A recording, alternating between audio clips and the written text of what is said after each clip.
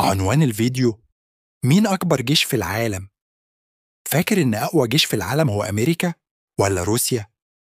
لأ، المفاجأة إن الصين هي اللي عندها أكبر جيش في العالم بأكتر من مليون جندي شغال. تخيل، ده عدد يساوي سكان مدينة كاملة. تيجي بعدها روسيا، وده بعد ما بوتين قرر يزود عدد الجنود لمليون ونصف. وبعدين أمريكا بقى حوالي مليون ومئتين وتسعة وتلاتين ألف جندي. والهند قريبة جدا بحوالي مليون ومئتين وخمسين ألف. بس خلي بالك، العدد مش كل حاجة.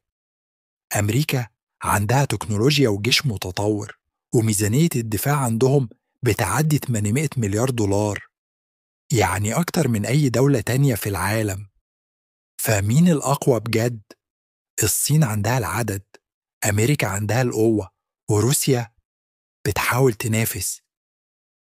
الجواب يعتمد عليك.